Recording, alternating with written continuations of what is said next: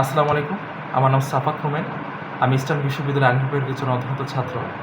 আজকে একটি বিষয়ের উপর কথা বলার উদ্দেশ্যে এখানে আসা, সেটা হচ্ছে যে গতকালকে আমরা দেখতে পাই যে নর্থ সাউথ বিশ্ববিদ্যালয়ের একজন ছাত্র, সে আমাদের পবিত্র ধর্মগ্রন্থ আল কুরআনকে সে খুবই খারাপভাবে পাড়ায় এবং খুবই খারাপভাবে অবমাননা করে, যেটা আমাদের ধর্মীয় অনুভূতিতে খুবই খারাপভাবে আঘাত হানার প্রতিনিধিত্ব করে।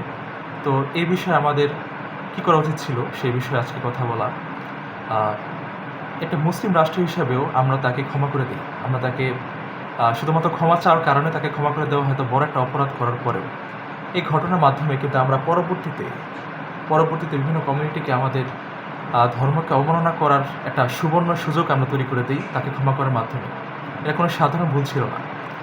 আমাদের মুসলমানদের জন্য, মুসলিম কমিউনিটির জন্য, একটা মুসলিম কান্ট্রির জন্য এটা খুবই গুরুতর, একটা ইমেন্স অপরাধ ছিল। তো আমরা দেখি যে আমাদের বাংলাদেশের স্ট্যাচুটরি ল এই বিষয়টি বলে। According to the penal code 1860 section 2295 এর এ, if any person deliberately outrage any religious feelings, he would be punished not up to 3 years. অর্থাৎ কোনো ব্যক্তি যদি ইচ্ছাকৃতভাবে অন্য কোনো ধর্মের অনুভূতিতে ধর্মীয় অনুভূতিতে সে যদি কোনো আঘাত করে, তাহলে সে 3 বছরের জন্য দণ্ডিত হবে এবং তাকে জরিমানাও করা হতে পারে। এবং এই ধরনের অবমাননা বিরুদ্ধে আরও ধারা রয়েছে, সেকশন 2295, 298 এবং also the digital security act 2080 section 28। সেখানে বলা রয়েছে যে কোনো ব্যক্তি যদি কোনো পাবলিকেশন বা ব্রডকাস্টের মাধ্যমে কোনো মানুষের ধর্মীয় অনুভূতিতে আঘাত হানে, তো তাকে 7 বছরের জন্য পানিশড করা হবে, দণ্ডিত করা হবে।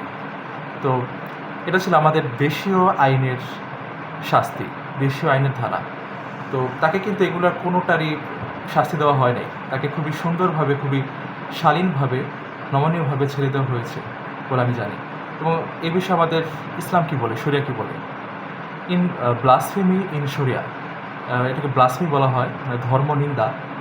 আমাদের শরিয়া যদি কোনো ব্যক্তি কোনো ধর্মকে খারাপভাবে অবমাননা করে, তাহলে তাকে হত্যা করাটাকেও জায়েজ করা হয়, হত্যা করার বিধান দেওয়া হয়। তো অপরাধটা যে কতটা গুরুতর সেটা হয়তো আমরা ধারণা করতে পারছি।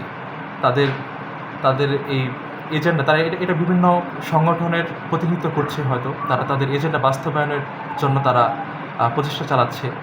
তারা আমাদের এটা নর্মালাইজ করার চেষ্টা করছে যে অপরাধ করছি, ক্ষমা চাচ্ছি, আমাদের ক্ষমা করে দেওয়া হচ্ছে, সুতরাং ইটস নর্মাল।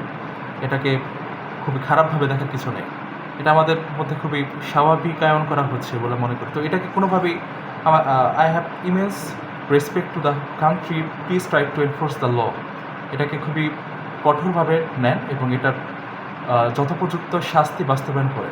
এটার শাস্তি খুবই কঠোর হওয়া উচিত, কঠোর শাস্তি বাস্তবায়ন, যাতে পরবর্তীতে কেউ কোনো দিন এই ধরনের কাজ কোনো মুসলিম রাষ্ট্রে করার সাহস পর্যন্ত না করতে পারে।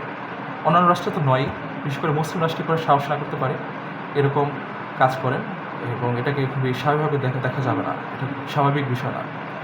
তো ধন্যবাদ, আজকের বক্তব্য এখানেই শেষ। আসসালামু আলাইকুম।